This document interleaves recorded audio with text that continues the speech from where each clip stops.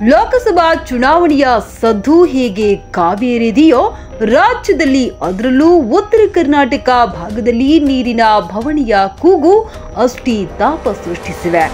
ಕೇವಲ ಬೆಂಗಳೂರಿನಲ್ಲಿ ಮಾತ್ರ ನೀರಿನ ಕೂಗು ಸೀಮಿತವಾಗಿಲ್ಲ. ಉತ್ತರ ಕರ್ನಾಟಕದ ಹಲವು ಭಾಗಗಳಲ್ಲಿ ನೀರಿನ ಸಂಕಷ್ಟಗಳನ್ನ ಎದುರಿಸುತ್ತಿದ್ದಾರೆ. ನೀರಿನ ಬವಣೆಯನ್ನ ನೀಗಿಸಲು ಈ ಭಾಗದ ಶಾಸಕರು, ಸಂಸದರು ಸಮಸ್ಯೆಗೆ ಶಾಶ್ವತ ಪರಿಹಾರ ಕಂಡುಕೊಳ್ಳಲು ಇಲ್ಲಿಯವರೆಗೂ ವಿಫಲರಾಗಿದ್ದಾರೆ.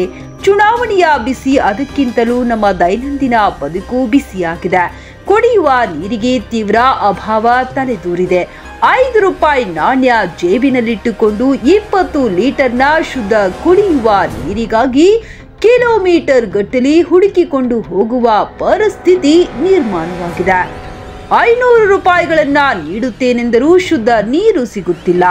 ಇದು ನಗರ ಪ್ರದೇಶಗಳ ಕಥೆಯಾದರೆ ಹಳ್ಳಿಗಳ ಕಥೆಯೇನು ಅನ್ನೋ ಪ್ರಶ್ನೆ ಎಲ್ಲರಲ್ಲೂ ಕಾಡ್ತಾ ಇದೆ. ನಾವು ಚುನಾವಣೆಯನ್ನು ಎಷ್ಟು ಪ್ರತಿಷ್ಠೆಯಾಗಿ ಸ್ವೀಕರಿಸುತ್ತೇವೆಯೋ ಅದೇ ರೀತಿ ಪ್ರಕೃತಿ ವಿಕೋಪ ಆಗುತ್ತಿರುವ ಸನ್ನಿವೇಶಗಳನ್ನು ಅರಿತುಕೊಂಡು ಅದಕ್ಕೆ ಬೇಕಾದಂತಹ ಪೂರಕ ಅಂತರ್ಜಲ ಮಟ್ಟ ಹೆಚ್ಚಳ ಹಾಗೂ ಕೆರೆಗಳ ಸಂರಕ್ಷಣೆ, ಪರಿಸರ ರಕ್ಷಣೆ ಮಾಡುವ ಹೊಣೆಗಾರಿಕೆ ನಮ್ಮದಾಗಿದೆ. ಇಲ್ಲದಿದ್ದರೆ ನಾವು ಮುಂದೊಂದು ದಿನ ನೀರಿಗಾಗಿ ಸಾಕಷ್ಟು ಸಮಸ್ಯೆ ಹಾಗೂ ಯುದ್ಧಗಳನ್ನ ಎದುರಿಸುವಂತಹ ಸನ್ನಿವೇಶ ನಮ್ಮ ಕಣ್ಣ ಮುಂದೆ ಬಂದು ಹೋಗುತ್ತಿದೆ. ಇದು ಆಗಬಾರದೆಂಬುದು ನಮ್ಮ ಕಳಕಳಿಯಾಗಿದೆ. ಅದಕ್ಕಾಗಿ ಈಗಿನಿಂದಲೇ ನಾವು ನೀರನ್ನು ಮಿತವಾಗಿ ಬಳಸೋಣ. ಮಳೆಗಾಲದಲ್ಲಿ ಮಳೆ ನೀರನ್ನ ಸಂರಕ್ಷಿಸಿ ಗಿಡ ಮರಗಳನ್ನ ಬೆಳೆಸೋಣ. ಗ್ರಾಮೀಣ ಪ್ರದೇಶದಲ್ಲಿರುವ ಕೆರೆಗಳ ಸಂರಕ್ಷಣೆ, ಅಂತರ್ಜಲ ಮಟ್ಟವನ್ನು, ಹಳ್ಳ ಕೊಳ್ಳಗಳ ರಕ್ಷಿಸುವ ಹೊಣೆ ನಮ್ಮದಾಗಿದೆ.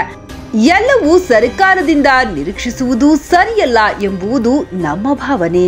ಪ್ರಾಣಿ ಪಕ್ಷಿಗಳ ಸಂಕುಲವನ್ನು ಉಳಿಸುವ ಜವಾಬ್ದಾರಿಯೂ ನಮ್ಮದಾಗಿರುತ್ತದೆ. ಅವುಗಳ ರಕ್ಷಣೆಗಾಗಿ ನೀರಿನ ತೊಟ್ಟೆ ತೆರೆಯಬೇಕಾಗಿರುವುದು ಅವಶ್ಯವಾಗಿದೆ. ಅದಕ್ಕಾಗಿ ಅಭಿಯಾನಗಳು ಪ್ರಾರಂಭವಾಗಬೇಕಾಗಿದೆ. ಅವರು ಮಾಡಲಿ ಎಂಬ ಮನೋಭಾವ ದೂರವಾಗಿ ನಮ್ಮಿಂದಲೇ ಪ್ರಾರಂಭವಾಗುವ ಸಮಾಜಮುಖಿ ಕೆಲಸ ಆಗಬೇಕಿದೆ. ಅದಕ್ಕೆ ಕೈ ಜೋಡಿಸುವ ಹೊಣೆ ನಮ್ಮದೇ ಅಲ್ಲವೇ? ವೀಕ್ಷಕರಲ್ಲಿ ಒಂದು ವಿನಂತಿ ಏನೆಂದರೆ, ನೀವು ನಿಮ್ಮ ಮನೆಯ ಹತ್ತಿರ ಪಕ್ಷಿಗಳಿಗೆ ಹಾಗೂ ಪ್ರಾಣಿಗಳಿಗೆ ನೀರಿನ ತೊಟ್ಟೆ ಮಾಡಿದ್ದರೆ 5 ನಿಮಿಷದ ವಿಡಿಯೋ ಮಾಡಿ ನಮ್ಮ ವಾಟ್ಸಪ್ಗೆ ಕಳುಹಿಸಿ. ನೀವು ಕಳುಹಿಸಿದ ವಿಡಿಯೋ ಪ್ರಚಾರಕ್ಕೋಸ್ಕರ ಅಲ್ಲ, ಪ್ರೇರಣೆಗಾಗಿ ನಮ್ಮ ಚಿರಾಯು ಡಿಜಿಟಲ್ ಮೀಡಿಯಾದಲ್ಲಿ ಬಿತ್ತರಿಸುತ್ತೇವೆ.